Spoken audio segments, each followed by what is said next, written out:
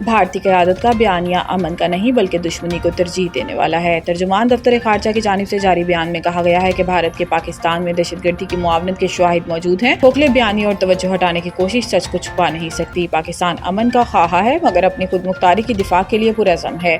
ترجمان نے کہا کہ بھارتی قیادت کا بیانیہ امن نہیں دشمنی کو ترجیح دینے والا ہے۔ بھارت کو پاکستان کو عدم استحکام کا ذمہ دار ٹھہرانا حقائق سے انحراف ہے۔ ترجمان دفتر خارجہ کا کہنا تھا کہ مقبوضہ کشمیر کا تنازعہ خطے کے امن و استحکام کے لیے بنیادی خطرہ ہے۔ پاکستان کشمیری عوام کی خواہشات اور UN قراردادوں کے مطابق حل کا حامی ہے، جبکہ مسئلہ کشمیر کو نظر انداز کرنا خطے کو بد اعتمادی اور تصادم میں جھونکنے کے مترادف ہے۔ ترجمان نے مزید کہا کہ حالیہ واقعات سے واضح ہے کہ جنگی جنون اور دھونس بے سود ہیں۔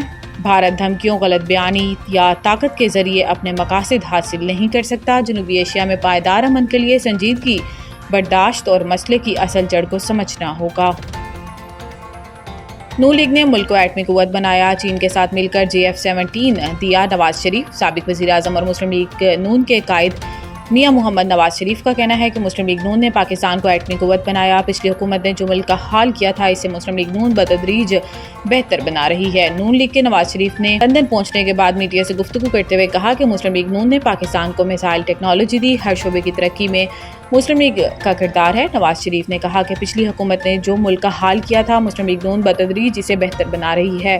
ملک کے حالات بہتر ہو رہے ہیں، معیشت بہتر ہو رہی ہے۔ سابق وزیر اعظم کا کہنا تھا کہ لوگ کام کو ووٹ دیتے ہیں، سیاست کے ساتھ ساتھ کام بھی ہونا چاہیے۔ نواز شریف نے کہا کہ ہمارے زمانے میں 4 سال تک روپیہ مستحکم رہا، شرح نمو 7 کو چھو رہی تھی۔ مسلم لیگ نون نے پاکستان کو ایٹمی قوت بنایا، چین کے ساتھ مل کر JF-17 بنائے۔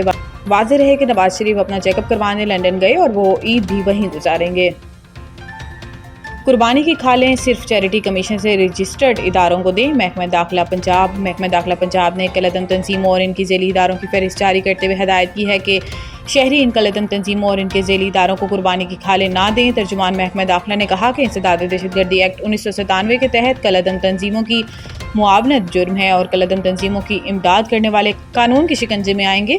محکمہ داخلہ نے کہا کہ قربانی کی کھالیں صرف پنجاب چیریٹی کمیشن سے رجسٹرڈ اداروں کو دیں۔ رجسٹرڈ اداروں کی تصدیق ان کے سرٹیفکیٹ پر QR کوڈ سے کی جا سکتی ہے۔ ترجمان نے مزید کہا کہ شہری یقینی بنائیں ان کی امداد دہشت گردوں کی بجائے صحیح حقدار تک پہنچے اور اس کے لیے رجسٹرڈ اداروں کی تفصیلات محکمہ داخلہ پنجاب کی ویب سائٹ پر دیکھی جا سکتی ہیں، جبکہ پنجاب چیریٹی کمیشن اور نیکٹا کی ویب سائٹ پر بھی تمام کالعدم تنظیموں کی تفصیلات ہیں۔